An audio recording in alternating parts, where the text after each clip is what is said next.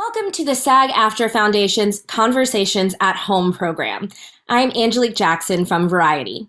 Now, before we are joined by our guests today, I want to let you know that the SAG-AFTRA Foundation is a nonprofit organization that relies entirely on donations to provide emergency assistance and free educational programs to SAG-AFTRA artists. This conversation is made possible thanks to the generosity of our supporters. Over the past year, the foundation has given nearly $7 million in COVID relief to more than 7,000 performers. If you are a SAG-AFTRA artist and need help, please ask. And if you can help, please give. Information can be found in the description of this video. Thank you so much for your support. And now, without further ado, joining us for this career retrospective is actor and now director, Halle Berry. Thank you so much, Halle, for doing this. We're so excited to talk about your career. Oh, I'm so happy to be here. Thank you. Thank you. Well, obviously, we are going to dive into the acting, but you decided on this latest project with Bruised that you needed to do both. You are acting and directing in your directorial debut. So first, I guess I'll just ask about the challenge of stepping behind the camera. How did that affect your process as an actor with this role? Oh, it totally affected my process. First of all, it's not really something I really set out to do. You know, I think being the actor in this movie was largely enough. It was a big enough challenge, and I had a big, role in front of me. So I wouldn't have chosen this. I think this kind of chose me, if you will, and I stepped up to the call. You know, sometimes destiny calls and you have to either step towards it or run away. And I decided I'm going to face it. So I took this on, but I can't say I would have chosen, to do it this way. But at the end of the day, I'm actually glad I did. I proved to myself I could do something that I wasn't, we don't know if we can step up to the challenge. So how it affected my process was I had, double the work. I had training to do for the role, so that was taking up a good bit of my time. And then because I was a first-time director, there were things that I instinctually knew because I've been an actor now for 30 years, but there were things I had to learn that I didn't know, that I had to do behind the camera. So it affected my process in the way that I didn't have all the time I normally have just to focus on my character and, my acting job, but I had to really bifurcate my time. And that was very, very new for me. In some ways, do you feel at all that it may have improved your performance? The fact that you were, so involved in all of the creative around it, how in that way did it kind of, further inform what Jackie was going to be like on screen? Well, because I had a hand in creating the character, I think I had a good handle on who she was. I had spent almost 1.5 years before we started shooting, almost 2 years actually, thinking about the character, reimagining the character from the original script. And so by the time we got to shoot, I felt like I had the character solidly in my body. It was challenging, but not doable to drop into that character when I needed to. I could spend my time focusing on the other actors, and then I could drop into Jackie more easily because I had spent so much time with her. Yeah. And really kind of looking at I'm curious also diving into the edit process. Once you have filmed everything and you are now taking and crafting each individual take into the story, what was it about what you saw that surprised you? How much I shot. It was, not a big budget movie. So while I was shooting it, I had this feeling that I'm not getting enough. I'm not getting enough takes. I'm not getting enough angles. We were very tight with our money. And so some days I only got to shoot a medium wide 2 times, and that was it. And we had to move on.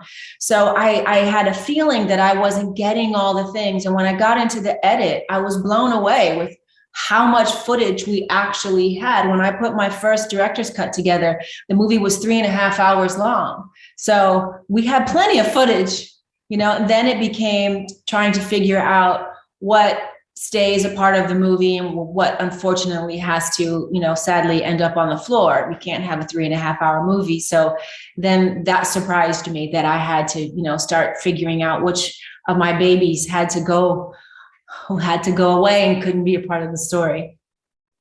Well, I guess let me ask you about that there for a second. Since it can maybe be another director's cut of this, is there a scene or a baby that's kind of on that cutting room floor that you would, well, especially since now it's been such a rousing success. I forgot to congratulate you. #1 film with Netflix, this new multi-picture deal with the streamer. So I think you can maybe throw out a scene or two, add it to the special features. Is there one in particular? If so, if you were able to do that you would? Yeah, there's some scenes that we added to those features that had to die hard. There was one scene with Danny that comes to mind that really pained me, but we realized that, we could still tell the story without it. It's one scene where he was having a hard time accepting that he had been dropped back into Jackie's life, and she was trying to get him to eat, and he ended up squirting ketchup all over her face. It was his way of talking without talking and expressing his anger and his frustration, and that it made the deleted scenes on Netflix, but it didn't make the movie. Well, can we talk about Danny Boyd Jr. for just a moment and directing this young actor who won't speak because of the trauma that he has endured? How did you work with him to be able to emote things like that without the dialogue? Well, first of all, he's very intelligent. I mean, he's a really smart little boy. And when I was going through my audition process, because I'm an actor, I feel like I know how to talk to actors. I feel like I know what we need, what we like, what we don't like. And I also know that sometimes it's the less words you can use and get an actor to respond to a feeling, the better their performance will be. Nobody likes to have line readings. And I know I never do. When somebody tries to say it to me, I'm like, yeah, that's how you would say it. Great. But, let me drive and let me figure out how that comes out of my body. So the fact that he had no words, he had no lines, I still had to approach it the same way. So what I would say to him, and he did this beautifully in his audition, which is why I knew he was my Manny, was I would tell him, listen to everything I'm going to say in this audition. And I might make it up. I might improv, but listen to everything I'm going to say. Have a feeling about that and let it wash over your face. Be vulnerable enough and carefree enough to let whatever crosses your mind wash over your face. Don't try to make it happen. Don't anticipate anything. Just listen and stay in the moment. Have a feeling and then let it happen. And when I saw in his audition that he could do that effortlessly, it seemed like I thought, oh, this is going to be my Manny. He's going to go through this whole movie and he's going to be able to not only listen, but give me different colors of things. And, and that's because he's so intelligent. He's so smart and very intuitive and has a high emotional intelligence. Well, can you also describe that push and pull for you of directing yourself when you did need to make a correction or be like, this is not quite working in the framework that we need? How did you talk to yourself and adjust your performance in those moments? I was probably the harshest director I've ever had on myself. But, because I'd never directed before, I was largely focused on the others because I knew that they were counting on me and I wanted to make sure that their performances were solid. And so I was always thinking about them. And, whenever I went back and I saw a take, sometimes I would realize, oh, I was not even in the scene. I'm busy watching them. So then I would have to remind myself, or I had our dialect coach on the set, Denise Woods, she would say to me, okay, director, everybody's good. Now you have to act. And I would go, oh, right. And then I would, drop into Jackie and realize that everybody else is set, they're taken care of. And now I can just go in the scene and I can do it again. And I can just focus on being their scene mate, not the director anymore. And so it helped having someone, jerk my chain to tell me, okay, it's time to act now. Stop directing and just act.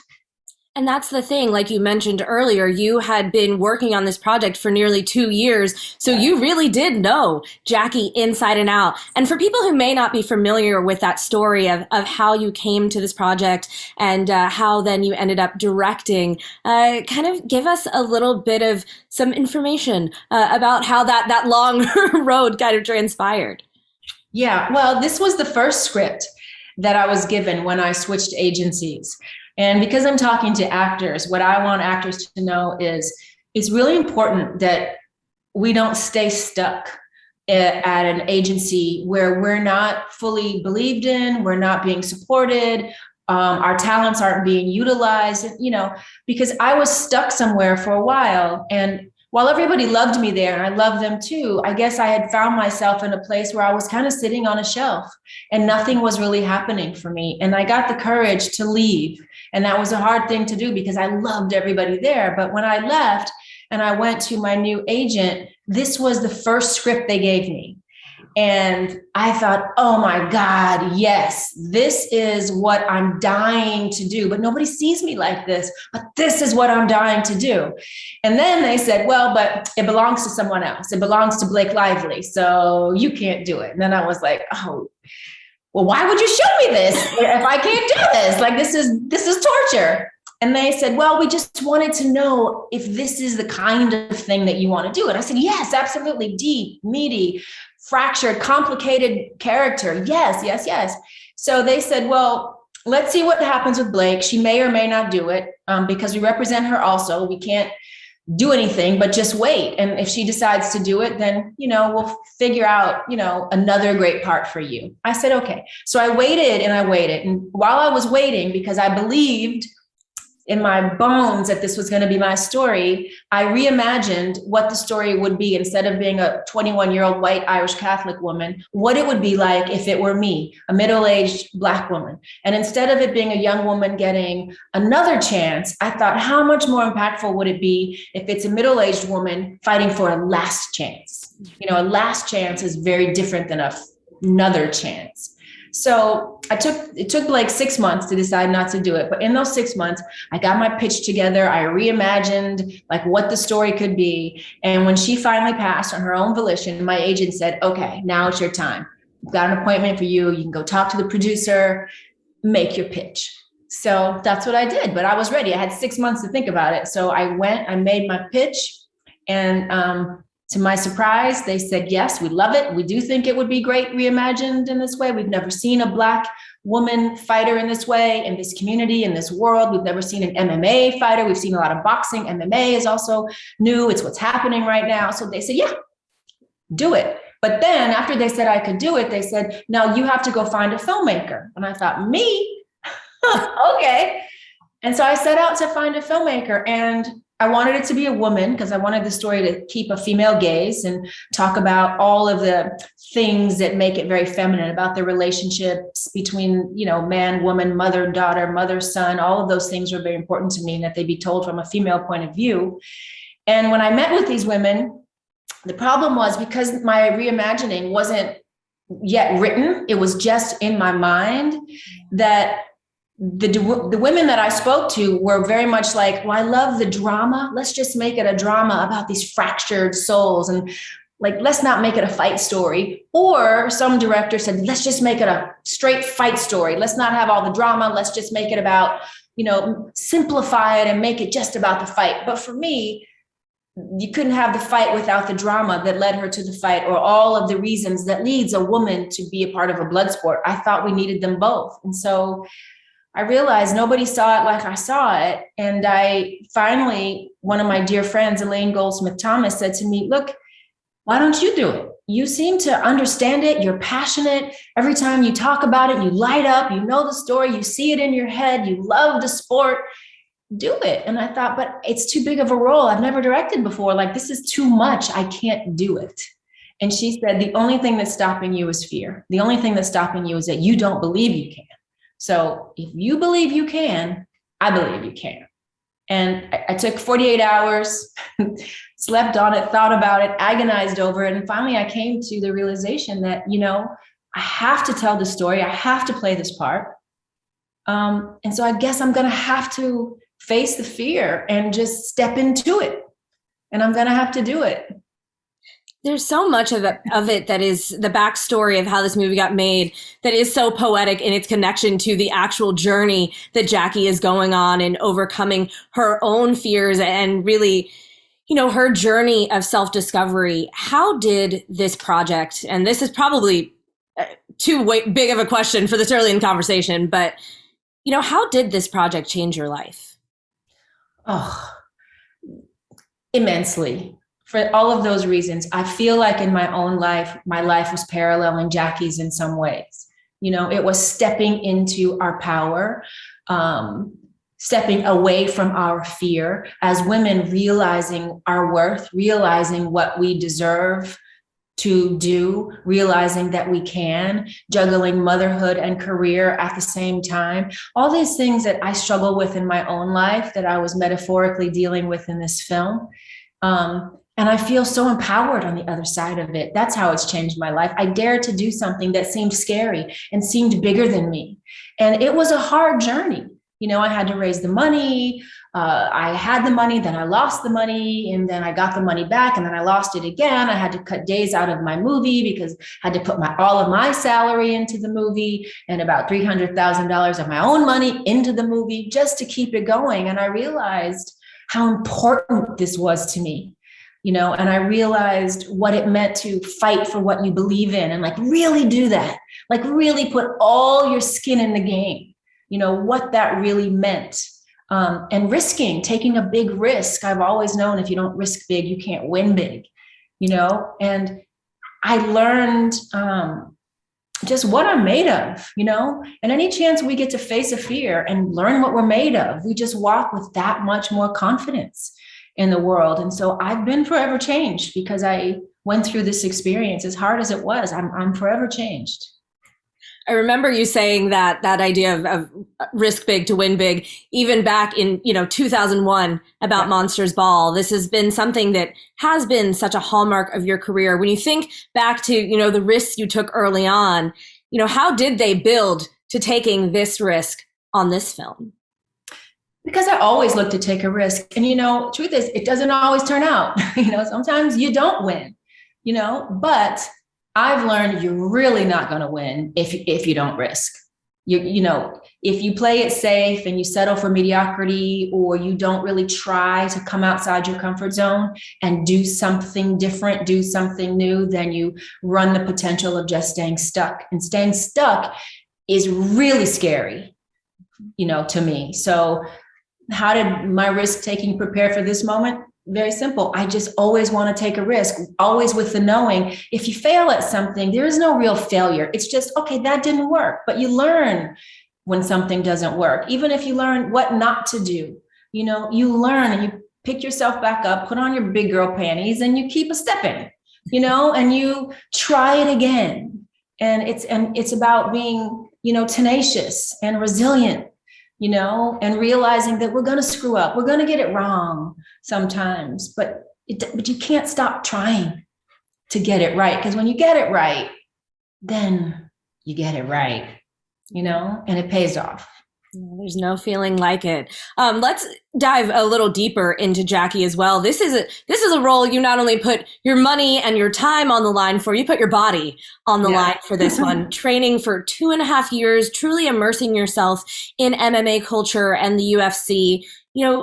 Talk to me a little bit about what that required. I know it was 5-6 days a week. You were in the octagon, if you will.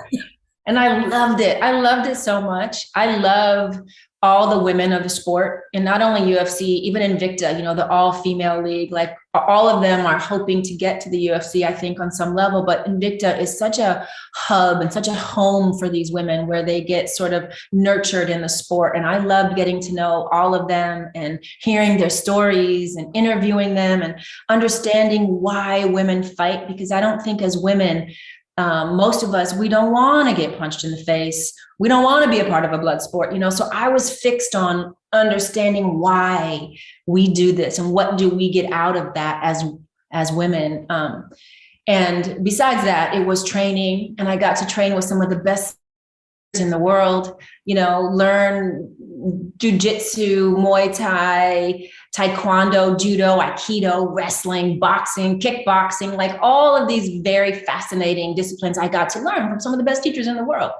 And so I was having the time of my life while I was working hard, but I also knew that, being an actor, I get to be sometimes in these special positions where we get to work with people that I wouldn't get to work with had I not, be an actor. So it was probably one of the best experiences of my career, to tell you truthfully. Well, speaking to those interviews and those conversations that you had with these amazing fighters, what was the key or something that, a conversation that you had that really was, something that unlocked Jackie for you and her reason why she fights? Well, I found there were two kind of fighters. One, like Valentina Shevchenko, who plays Lady Killer in the movie. They're fighters that fight because, like, her mother was a black belt martial artist. And so she grew up fighting, right? Because that's what her mother did. And the other type of fighter I found was what my research showed me was that women and men fight for very different reasons, and that women fight oftentimes to get their power back or get their voice back because they've somehow been abused, but be it sexually, physically, emotionally, they've suffered in some way. And as women, we're used to that. We're used to being marginalized, and we're used to being abused, honestly, throughout history. This has been our story. And so they're fighting to get their power back, where men are fighting to be, the breadwinners of their family, or to raise them out of poverty and give their family a better life. But women are often just fighting to be seen and heard and feel powerful within themselves. And so I knew that I had to incorporate that in my story in some way and make that a part of Jackie Justice and give her a real reason for fighting. I know we already said this, but, in bringing it back around to your own story, I mean, you just explained that you had left your agency, have turned to this story, and then now you get this powerful role and then take on this power role of directing. That also, that full circle nature of that moment of getting a chance to, be in charge again of your career. How does it feel for this movie to set you up for that? It's amazing. It just affirmed to me that what I think I deep down have always known. We do have to, take risks. And even if you're doing something that feels uncomfortable, it felt very uncomfortable to make that move. And it took me a long time to make it because I loved them dearly, and I know they loved me too.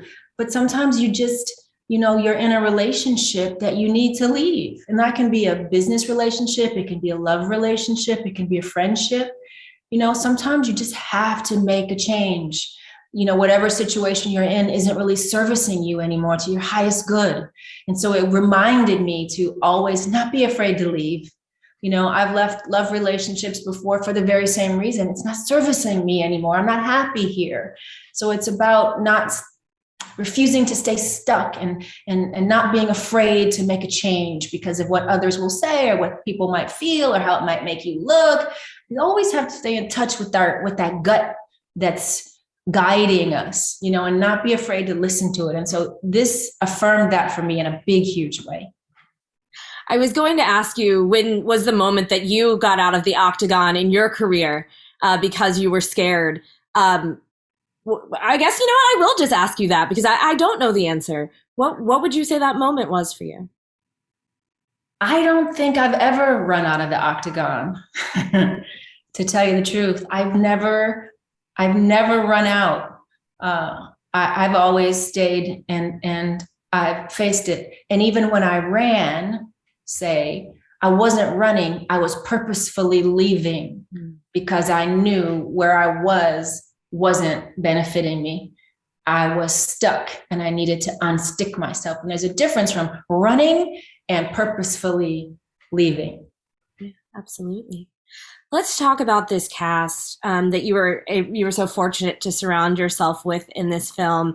We spoke a bit about Danny. I would love to talk about Sheila, Sheila Adam, who is just incredible as Budokan. I heard somewhere that she was the first person that you cast. Yes, she was the first person. I knew that this would be, besides Manny, my son, I knew that this would be a really hard character because I had a vision in my mind of who this woman was who carried this name of Budokan. And if you're going to be Budokan, I mean, you better be Budokan. You better be able to carry that name, right? And I thought it would be really hard, so I started with her first. And when I came across Sheila, I was blown away, and visually she's what I had in my mind, and artistically she was what I had in my mind. And she's so talented, and her work is so seamless. And when I saw her audition, it was right away. I saw it and I'm like, yep, that's her. How do I get her in this movie? Yes, she's my Budokan. Found her. And then I had a conversation with her after that. I got on the phone with her and we talked for a couple of hours our first time. She was in London and we just talked and talked and talked and talked. And she was as excited as I was about playing the character, and we hit it off like kindred spirits. And I knew that I had found her. And she's from the stage, she's a Broadway. She's working in London on the stage. And I saw her in Girl from the North Country and blew me away. And she's a beautiful singer. I was trying to figure out a way that I could have Budokan sing. I thought, no, you're just trying to utilize all of her greatness. That's not really right for the story. But yeah, she was the first one I found. It's hard sometimes. You're like, I have all of these gifts. How do I figure out how to make them a part of this show? But the beauty of that character as well is obviously Budokan is her trainer, her mentor, yes. The person who's leading Jackie into this next step of her career, but also it's this bookend to her past relationship with Desi as well. Kind of talk to me about the story of Jackie and how you really, you mentioned the female gaze earlier and the importance of that in this story in general, but in particular with the love story of Jackie Justice, why it was so important to have a woman, and in your case, you, as the person framing that. Well, because I think it's important, and I can only, bring my sensibilities to the project as the filmmaker. And I really know, and I really believe that, as women, sometimes we find ourselves in relationships, a la her relationship with Desi, the male character, and we're in a relationship where there's love, but there's also violence, and there's also pain, and there's passion, and it all sort of gets mixed up together, right? And so you become accustomed to being loved in a very unhealthy way, and we tend to think as women that that's love, but it's really not love in the way that services us best. So it was important for me to show a relationship like that, because I know that as women, so many of us get stuck there, and we get confused by what real love really looks like, albeit there is love there. It's just not love that's servicing us. And with the Budokan character, I wanted to show another kind of love, and a tender, a more self-serving love, a love that really is there for your highest good. And at this point in the story, I wasn't trying to make a statement that Jackie was homosexual. That's not what the story was about at all. What it was about for me and for Jackie was that she needed love like the air to breathe. And it didn't matter where that love came from. She needed it. And wherever it came from, she was going to take it. And I think by finally being loved and being seen in a way that sometimes only women, we see each other, we know what each other needs sometimes. And she gave her what she needed in that moment. And Jackie took it. And I think it's only by receiving that was she able to go on in that fight and stay in it. Even though, the fight turns out how it turns out, she didn't run. She was able to face it because she finally got, for the first time in her life, real love. She felt seen and heard and validated, and in a way that empowered her, to come into the best version of herself. So both of those love scenes were very important to me because they said a lot about how men and women operate in love and how we love each other. And it's also so important at the end of that the honesty that Jackie shows when she says, I am so sorry, but this is actually not what I need right now. I wasn't trying to take advantage, but I have to figure myself out on my own. Yeah. And I think it's, I'm happy you saw that as honesty and not rejection, because that's what it was. It was honesty. I think sometimes the best way we love people is to be truthful. Right. And I think in that moment, she told her the truth. She said, why'd you do it? And she said, because I needed to, because she did need to, but she also knew that she didn't need to start another relationship that may end up in great failure because she wasn't ready. She had to heal from the time she had with Desi. And I think as women, sometimes too, we jump from one to the other when what we need to do is just take a breath and learn to be okay all by ourselves on our own 2 feet, and then go into a relationship more whole. And then we have a better chance at making the right choice for ourselves. I'm not even gonna lie. While I was watching it, I was like, no, please do not continue the cycle. So I was truly like refreshed when that moment happens, because I was like, okay, no, she is learning. She is growing. Learning. Yes. And then also speaking to the relationship between Jackie and her mother, Angel, the exploration with Adrienne Lennox there as well. Kind of walk me through the importance of that storyline in this film too. First of all, Adrienne, again, another stage actress, she is amazing. And what I loved about Adrienne, she was fearless in tackling this character. And she and I had long talk about, having the courage to be honest with what this relationship was. And we both talked about that generational trauma that we know that gets passed down, especially between mothers and daughters, and the secrets that we keep and the guilt that we feel. And, we don't often talk about, these kinds of issues, domestic violence, physical abuse, sexual abuse, they become taboo. And so sometimes we carry these secrets for generations because we don't get the courage to face it, So this is another important element, for the story. This is one of the reasons Jackie even began fighting in the beginning. She was fighting to get her power back because of what happened to her as a child. And, at some point, in order for her to fight in a healthy way, she had to confront her mother. She had to get that out of her body and get it put back on her mother where the conversation really belonged, so that the two of them could actually deal. And while it was painful, I thought it was a necessary, that's the female gaze. That's, as women, these are the things that we do talk about and we should talk about. And these two characters had to talk about. And while their relationship wasn't tied up in a bow at the end, I do feel like we see that by just talking about it, it let the steam out of it and it made a space for them to start to find some healing.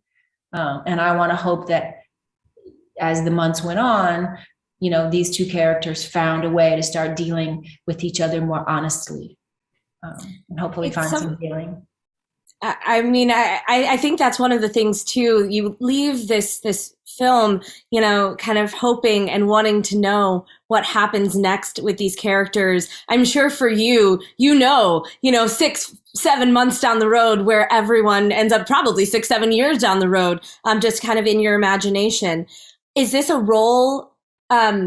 Is this a role or a character that you could see yourself exploring again further down the road, or even from another angle in somebody else in the world, and Jackie somehow pops up?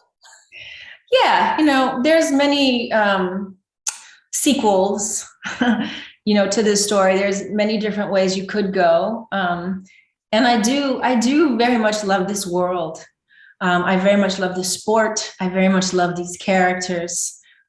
So yeah, I can see some future maybe for these characters. I haven't talked about it really with anybody. It's kind of just swirling around in my head. But I did have it figured out before I even started this movie. I have figured out like where they end up and where each one of them goes. That was very important work as I was, sort of breaking down all of these characters and understanding who they are and where they might go. So I have thought about it pretty extensively. So could be someday. We'll see. Well, I mean, that is a big part of the filmmaking process is really, delineating what that story is going to be. And, in kind of preparing for this conversation, something that I saw a through line to, what you were just speaking about with Angel and Jackie, it actually brought me back to introducing Dorothy Dandridge. It brought me back to that film, that story, and its exploration of Dorothy's life, the traumas that she endured and survived, and just the way that if things could have gone a little differently for her in discussing some of these things, or some of these things being out in the open, maybe the story would have a different ending. When you look back kind of on past roles like that, or even in particular that film, what do you remember as you kind of take stock of each of your parts? How do you kind of encapsulate each one? Wow, well, they all feel like children to me, and I love them all for different reasons.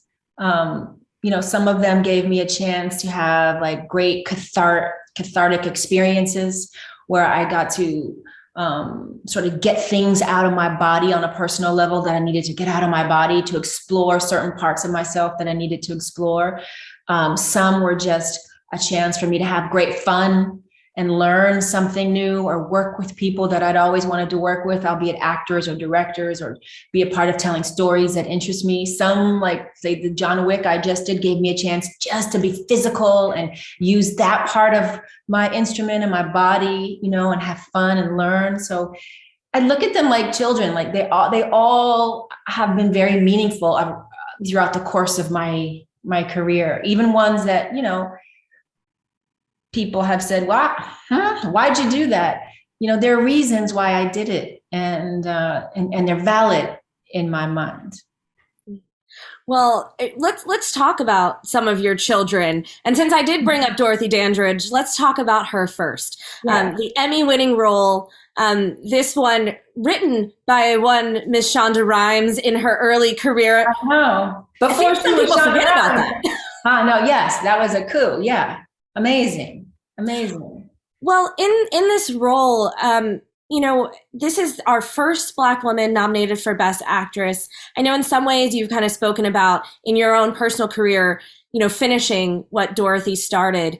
When you look back at this opportunity to play one of your heroes, what is the first thing that pops into your mind about this role? Probably that, again, it's about following your gut. There was a reason. And I do think I was supposed to finish something for her. I believe in destiny, and I really do. And I think my manager at the time came to me and said, "What role would you love to play?" Because I was struggling with getting roles that, excited me, that challenged me. And I said, "Well, I really want to play Dorothy Dandridge. I loved her as a child. I feel a kindred spirit with her. I want to do that." So what I think of when I think of that is that he and I set out, and that was the first thing I produced. It's the first opportunity I made happen for myself because it's something I wanted to do. And I learned with that experience that yes, all things are possible. I don't have to sit back and wait for things to come to me. I can actually affect change, and I can affect my career in a big way. And at the time, going out and getting Shonda to write it, I'm happy that I was smart enough to know back then what a good writer was, right? And who would really write the story in the way that it needed to be written. And it's in a very similar vein to knowing that you were the right person to direct this movie. What was it about those early conversations you had about Dorothy's story, either in that script phase or then once you got onto set, being a producer, that were so important to you in framing this film? Well, she was an icon, and for Black women and for me, she was an icon that was created, but then the industry had no place for her. So you create someone just to say, but just kidding, we don't really know what to do with you. And the pain of that. And I had felt some of that also early in my career. I had so much ambition and desire, but there were no parts for me. And I felt the pain of that and the frustration of that. And I felt the racism of that. And so it was really important for me to sort of bring some of this darkness to light, to bring her fracturedness to light, to sort of understand what her struggle was for a woman in the 50s, and for a woman who was wildly talented but had no place. Like, I wanted us to understand why she died in this tragic way. And when we understand what happens, then we have empathy and we can make room, for someone's existence. And I loved her so much, just as someone I admired and I looked up to, that I wanted to, do some justice to her life, and at least leave her story in a film that other young women could look to and learn from and get inspired by. I think the film really shows off her determination and her moxie. And you see it in scenes, even like that first performance of I've Got Rhythm, and the ingenuity with what she's doing. She knows exactly how she is going to, essentially turn this performance into, it's a tool almost for people to see her the way that she desires to be seen. Is there a particular scene or memory that stands out for you? I really love the scene I did with the Nicholas brothers, where I had to learn to tap dance with Harold and Fayard. That was really, I remember Oba Babatunde was in that scene with me, and I loved I love that scene. It was a sweet scene. And right before that, Jerry was sitting with her and they were talking about, her getting engaged to Harold. And that connected me to just the, she was so young. There was something very childlike and very girlish about Dorothy Dandridge, and all the interviews and talking to Jerry. Jerry was still alive when I actually shot the movie. And she sort of gave me some insight into Dorothy's, her sincerity and her sense of girlishness. She was very giddy. And I remember having a good time with that scene. Well, let's rewind back even just a little before Dorothy into some of those earlier roles, from Living Dolls to then, of course, Jungle Fever. I think some people may forget, too, that you trained at Second City. Is that right? Yes. That's where I started. So talk to me about the start. When you look back at young Halle, who was just entering into the business, what is, one thing that stands out about some of those early roles that were those kind of first opportunities? Well, my first opportunity was on Living Dolls, and I was so happy. I finally now, that's how I got my SAG card.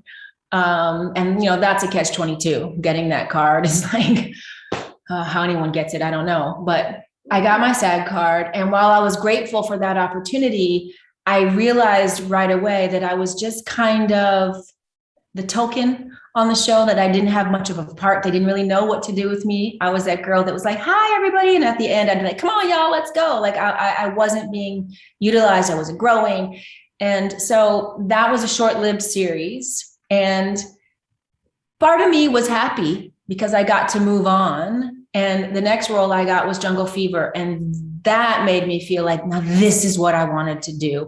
I wanted to shed my, exterior self and show that there was an actor that had been studying and working, and I could perform other roles that had nothing to do with my physical self. And that's what I've longed to do in my entire career. I haven't always been able to do that, but it's certainly what I've always aspired to do. That's for sure. This may be a silly question, but when I saw the Netflix billboard celebrating this as your big debut, congratulating you, and it's just text. I know you've been to see it now, and I'm curious, what was it like to see this celebration of Halle Berry, the director, that had nothing to do with your face, if you will? It was the best feeling in the world, if I'm honest with you, the best feeling in the world, because I've tried to get outside of that my entire career.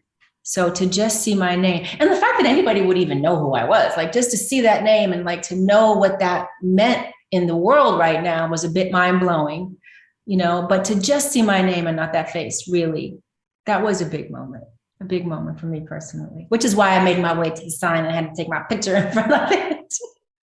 I've got to say too, you really do. You have such a great handle on social media.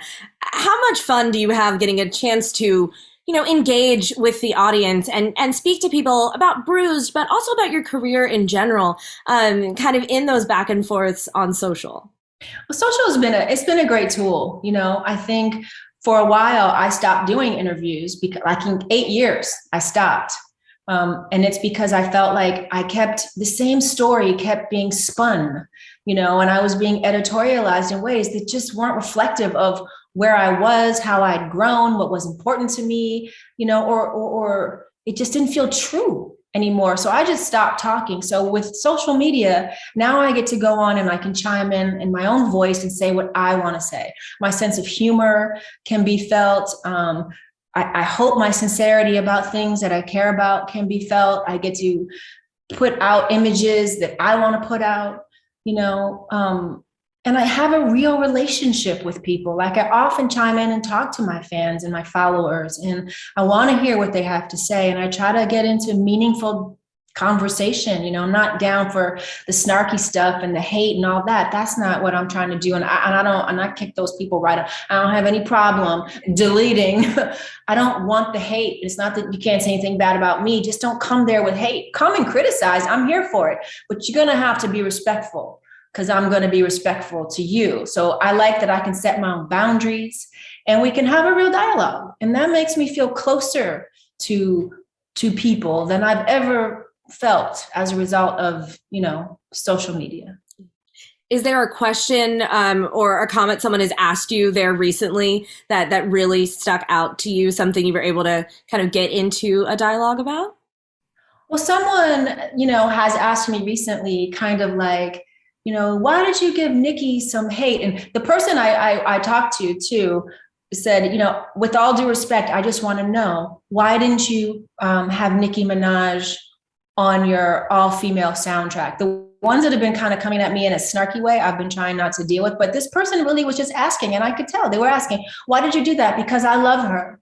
And I was able to start a conversation with some of my fans saying, I love Nicki too, but everybody can be on the album. And there's some people I asked to be on the album that didn't end up, wanting to be on the album, or they said, that's okay, I'm doing my own thing. So I started the dialogue of why, as women, especially Black women, why do we pit ourselves against each other? Because Nicki wasn't there didn't mean that I don't have love for her. And because I called Cardi a queen doesn't mean we're all not queens, because we all are queens, So I just started to tell them, let's not pit each other against each other. I love all the ladies that are doing things on their own terms, and fighting through whatever they're fighting through to find their own success, and live out their dreams. So let's not, please, people, don't pit me against Nicki. And so we had a really nice, and then they were like, okay, I understand. And I was like, you feel me? They were like, I feel you. I'm like, thank you. Because I mean no hate. I meant no hate. So that's when it's a good moment to be able to have that conversation with people, not have it go off the rails, but have it be thoughtful and, have some understanding. Has anyone ever come to you for acting advice on social? Yeah. Yeah. And sometimes they've asked me, what's a good agent, or, do I think it's important they move to LA because they're living in Iowa, or, would I read a script, or like sometimes I get things like that, and I engage as much as I can with people. And I have tried to give real thoughtful advice whenever I thought I had some to give, and sort of guide people, especially other actors, when they reach out to me, for sure. Has there been a guiding piece of acting advice that you received that has kind of helped you through your career? I don't know if it's been advice given to me, but I know it's advice I give to people. I've learned this along the way, and I tell them, follow your own North Star. Do it because you love it. Don't do it to become famous. Don't do it to get rich. Don't do it to, be a part of Hollywood, or be a part of something that, that you think is cool to be a part of. Like, it's a hard gig. Be a part of it because you love it. And there's nothing else you'd rather do because you're going to get, as we all know, as actors, you're going to get told no, you're going to have successes, you're going to have failures. Nobody gets it right all the time. So you have to really be able to love it enough to stick with it when the times get hard, you know, and you have to be a good loser. You have to be able to fail at something and do it in a good way in order to find success and then be able to enjoy success, because failure and success in our profession kind of go hand to hand, because you can't, you know, art is subjective. You don't know what people are going to love or what people are going to say, not so much, you know, so you have to just be doing it because you love it. And that's why you have to do it.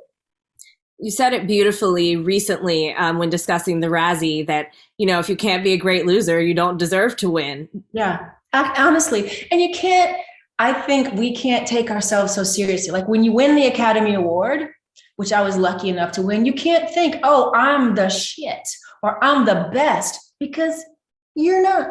You just happen that year for your peers to say collectively, you did great, you know, and if you don't get that award year after year after year, it doesn't mean you're not amazing or you're not talented or you're not wonderful. You know, not everybody's going to win an award. Not everybody's going to win a gold medal or a championship belt, but it doesn't mean, you know, you should stop fighting. It doesn't mean you're not an amazing fighter, or it doesn't mean you're not an amazing actor if you never get an Academy Award. It doesn't mean that. So yeah, that's what I tell them. You know, I think we should fight for work, not for awards, because we can't dictate if we're going to win an award, but we can work hard and be able to hopefully work within this business and find a way to feel satisfied and feel accomplished in the ways that we need to feel accomplished. Real quick, before we go on further, what was that moment where you realized you loved it, acting? Probably when I really knew I loved it was when I got Jungle Fever, and I got to play a role so far outside of myself, and that I was given the opportunity to do that, and I was told, "You did that well. You did that well." That's when I thought, I really love this that I get to do. Was that, do you remember that specific, maybe even scene, or that from Spike where he was like, yes, this works? Yeah, the scene I had with Wesley Snipes and Sam Jackson in the Taj Mahal. Mm-hmm. And he just sort of let us go and improv. And I remember that my early training at Second City, you know, with the improv troupe, that it came back to me because Spike was like, just go. And Sam and I just started improving. And I remember Spike came up to me at the end and he was like, oh, shit, that was amazing. And so I felt so seen and validated in my early training. It all came, you know, back to me, and it came into play. And that's when I knew I love doing this. Well, I know that it's not all about the awards, but we are at this 20th anniversary of the Oscar. And, you know, what does it mean to you to be having this moment in your career where you are also celebrating, like I said earlier, you know, this #1 movie on Netflix, your directorial debut at the same time as this 20th anniversary is coming up? You know, how are you kind of wrapping your mind around kind of both of them simultaneously? Yeah, it's just hard to believe that it's been 20 years. First of all, it's like, it seemed like to me just yesterday.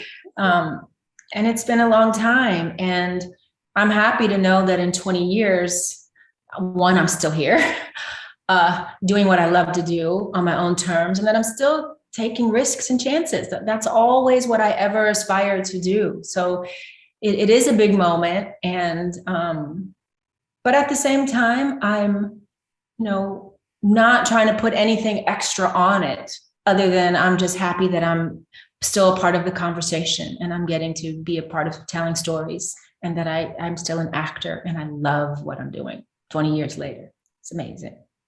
What has been for you your personal, you know, kind of secret to longevity? And I don't mean in like getting hired. I more mean in maintaining the love for acting.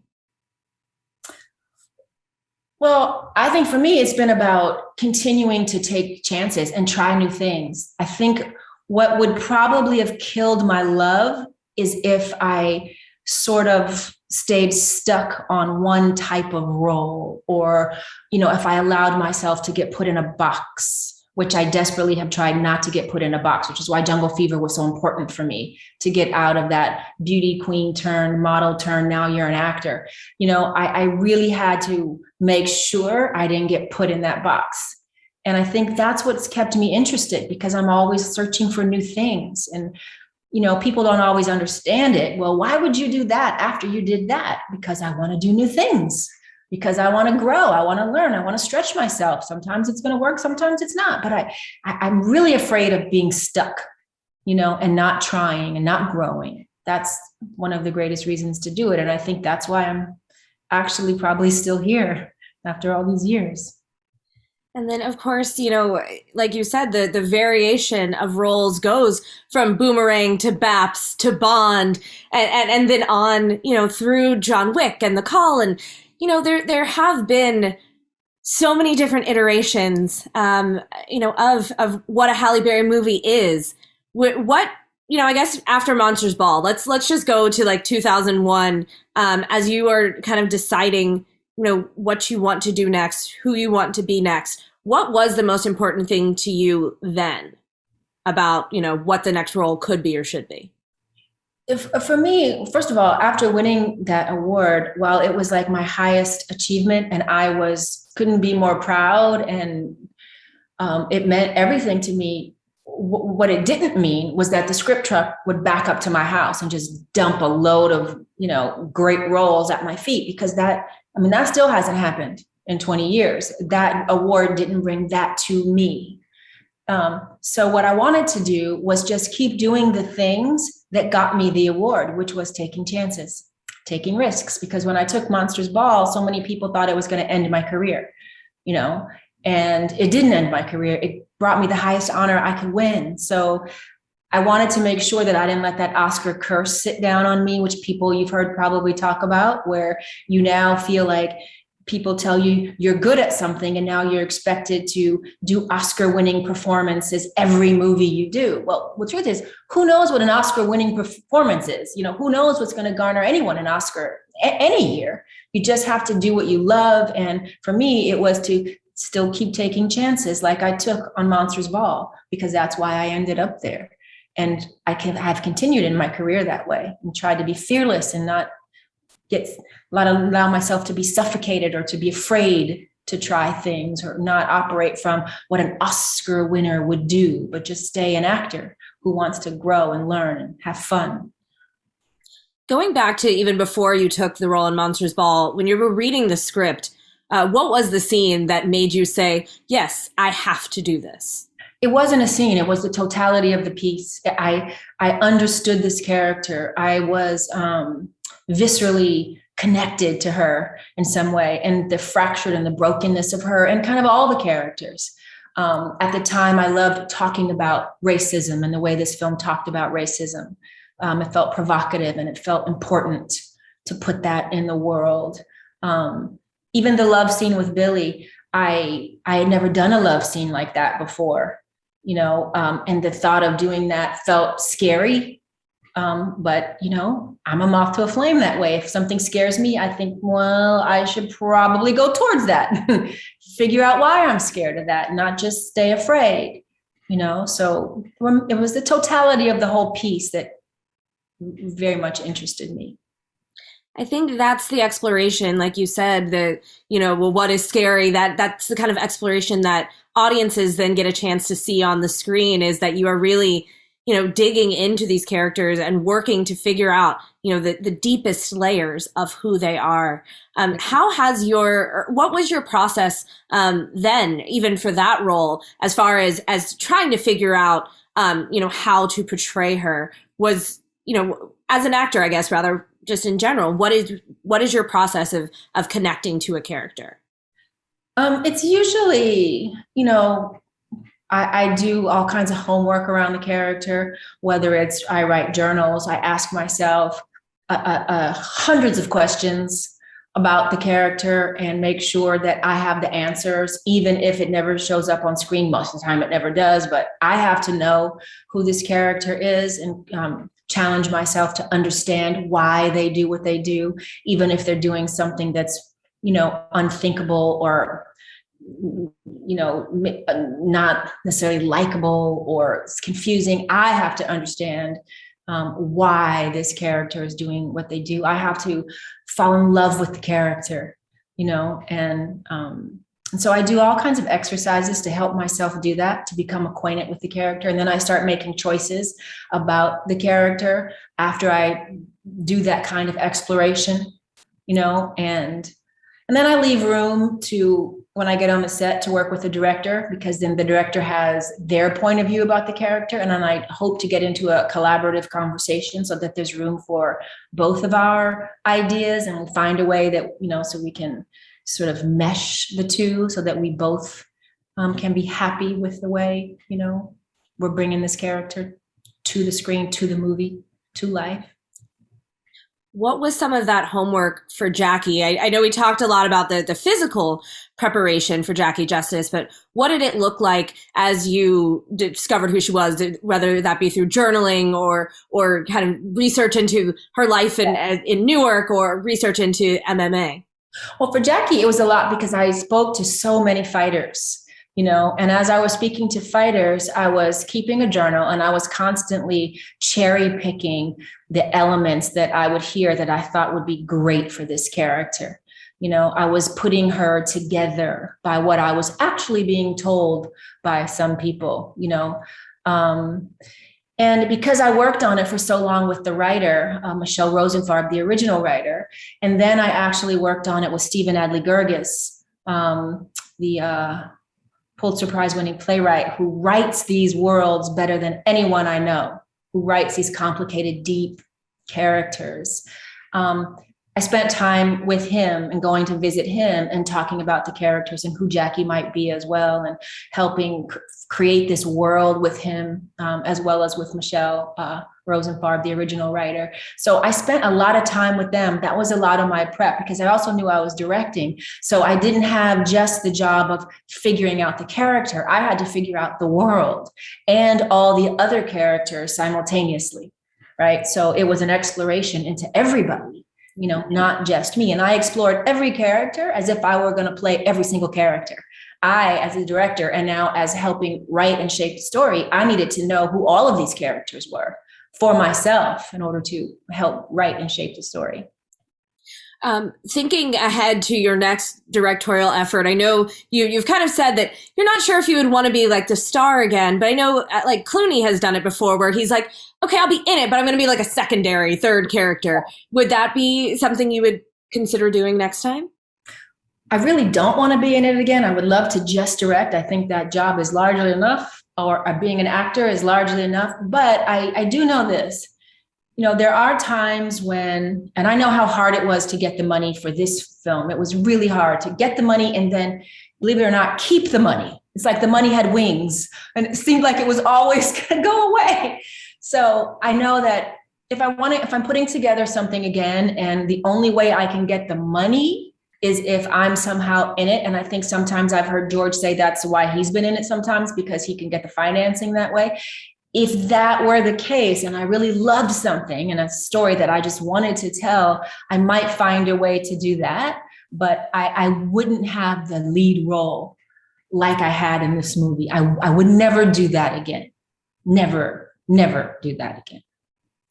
Well, it's a Herculean challenge, and we really can't congratulate you enough because it's a lot. It's a lot. But speaking to those collaborations with directors that you've had before, was there, is there a collaboration that stands out to you that was particularly helpful, almost, if you will, in kind of, since you didn't have a director to collaborate with on this one, was there anything that you either learned from a previous director that you worked with, or just, a collaboration that's particularly special to you from your career? Oh yeah, there are many. starting with Spike, my first film, he allowed me to, didn't have a big part, but he allowed me to stay in the apartment above his Spike's joint in Brooklyn. He allowed me to be on the set every day. I got to learn what everybody did on the set. I've always been that kind of actor. I don't just go to my trailer and say, call me when you're ready. I'm out talking. I'm with the people. I'm nosy. I'm in all the departments. I'm like, how do you do this? And how did you do that? And I'm trying to look behind the camera. I've always been that way. And Spike in my first movie gave me an opportunity to learn all about filmmaking. And so he's forever someone very special. Warren Beatty, when I did Bulworth, the same thing. I got to watch him direct himself. So when I now found myself in this seat, I remembered many of the things I watched him do. And I remember watching him thinking, this is insane. I don't know why someone does this. And this has got to be incredibly hard. How can he, be objective when he watches himself? Like, huh? But I watched him do it. And I remember things that I saw him do that I carried with me into my experience. When I worked with Susanne Bier on Things We Lost in the Fire, it was working with a woman. I loved her because we had such a shorthand as a director and actor because she was a woman. She could say a few things to me that ignited me. So when I became a director, I learned from her. Don't overtalk actors. Just give them some nuggets and then let them find it in their own voice. Less is more. And I learned that from her because she got it so right. And so I tried to bring that into my experience as a director. And Marc Forster, I loved him too. He let me go as an artist. He let me go. He let me free. He gave me the space to try, and he was collaborative, and I learned very much from that too. And I tried to be that for my actors. In Bruised, I tried to let them free and give them the space of all. I'm like, if it doesn't work, that's okay. We'll just do it again. Have no fear. There's no judgment here. Just, let it out. I want to hear all your ideas because he was that way. So there's many. I could go on. I feel like I learned something from every director, even the ones where I didn't have such a great experience. I worked with one director and I told him, I'm afraid something bad's going to happen to me. And he kind of told me I was crazy. And then sure enough, something bad happened to me. So I've learned even from those terrible experiences, how not to be if I ever got in the director's chair. And so those experiences were valuable as well. Well, then I guess there's just one last director I have to ask you about. What did you learn from Halle Berry, the director? I learned to, I think, trust my instincts. I learned that I had the power to fight for what I believed in. I think along the way, this journey, I had to fight for this female version of a story because many people would say, well, I don't understand that. And I would say, well, you shouldn't. You're a man and you're a white man. And so this is a Black woman telling you her experience. So if you don't understand it, good. Watch it and learn. Find some compassion for the others. And I learned that I had the power to fight for what I believed in. And at the end of the day, get it in the world. And I learned that I'm capable of that and that we are capable of doing that. And I learned that it's really hard. Being a director is really hard. When I return to just being an actor, which I will do very soon, I have so much more compassion for a director now, having been one. I'll never think again, why did they schedule this way? This makes no sense. I now get, it's bigger than you. It's the whole totality of a production. So I'll never even ask that question again. Like, why did they schedule it this way? Well, clearly they had to. Exactly. It's like Rome is burning over here. There's 7 other things happening. The sun is going down. That's fine. I'll never ask these questions again, ever. I won't even think of, let alone ask them. Well, speaking to wanting to tell this Black woman's story from a Black woman's perspective, what has stood out to you about the responses that you've gotten from Black women, whether they be on social media or now that we're kind of back outside a little bit, maybe on the street? Oh my God. I have been so full, I can't even tell you.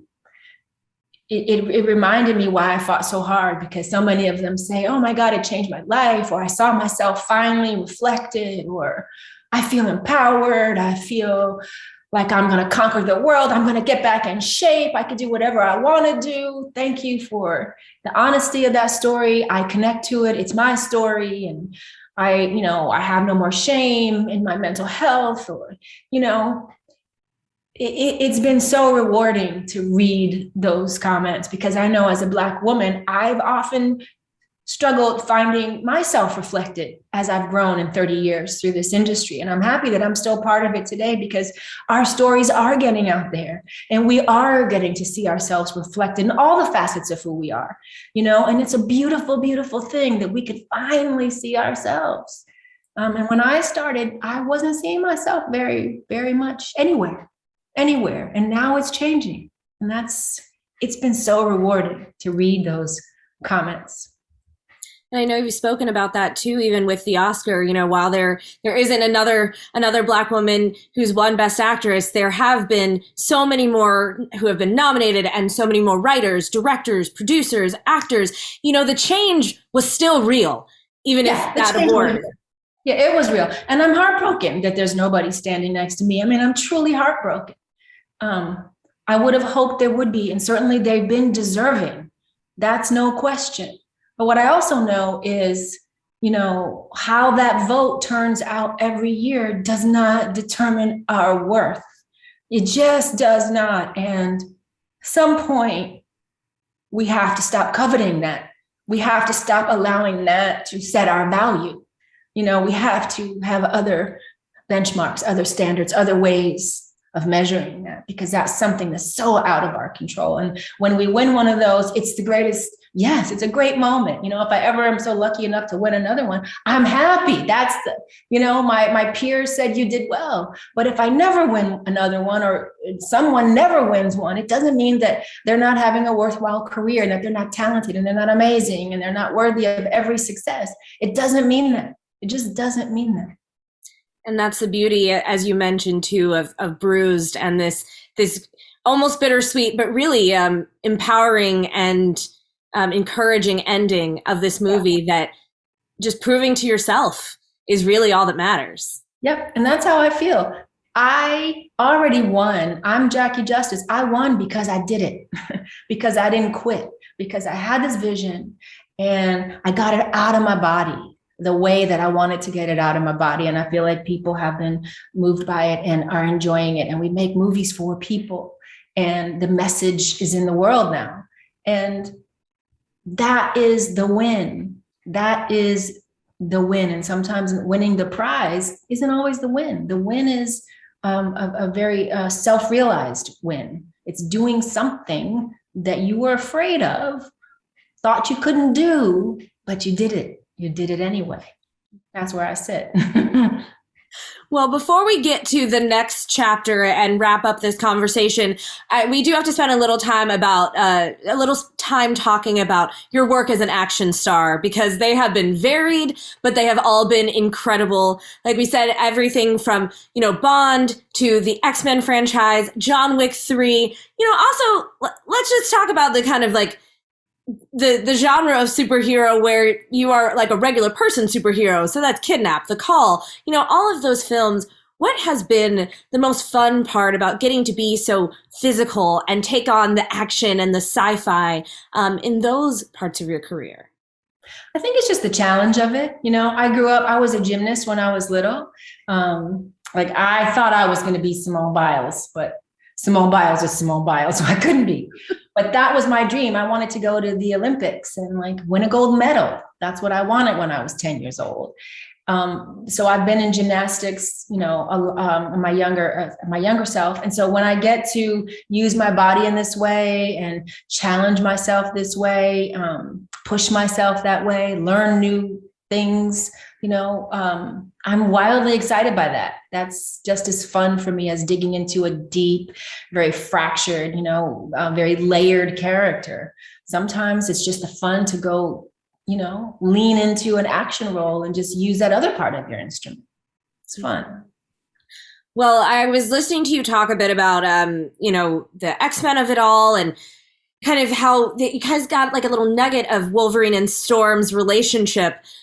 But I'm going to move this forward a little further. You said you wanted to do a love story mixed with sci-fi. Can I pitch that you direct the next Wolverine MCU movie where Wolverine and Storm get together? Yeah, they had a thing, Storm and Wolverine, in the comic books. So yeah, they definitely had a thing. Well, would you have any interest, I know you have like your next directorial efforts kind of coming together. What kind of movies would you like to make next?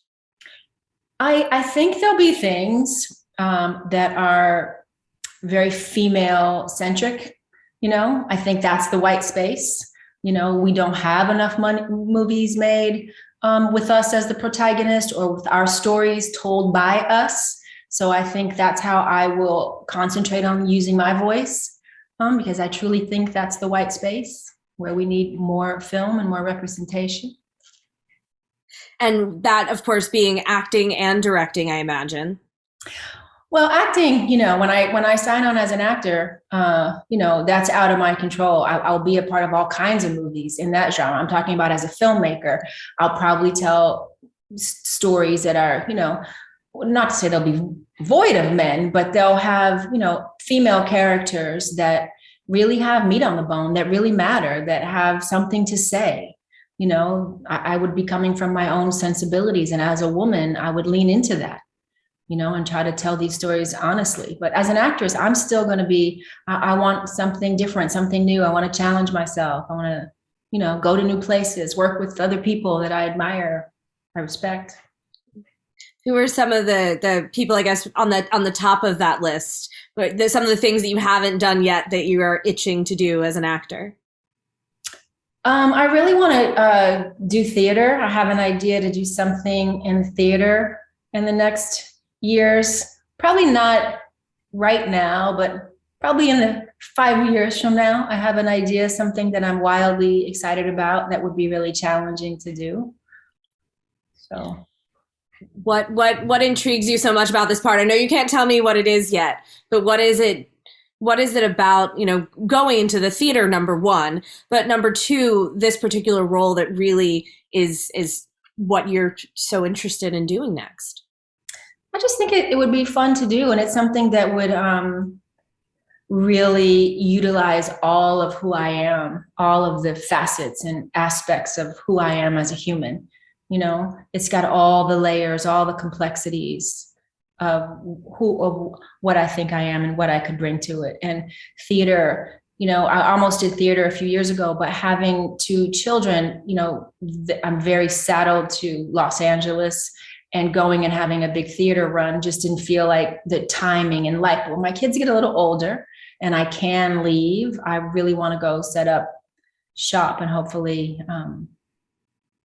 do some theater for a while. I'm excited about it. Well, I guess my last question is, if there was one film other than Bruised that you could show, like a future generation to say, this is Halle Berry, this is who I was as an actor, what would that film be? I don't think you can say that there's one. That wouldn't begin to display who I was as an actor.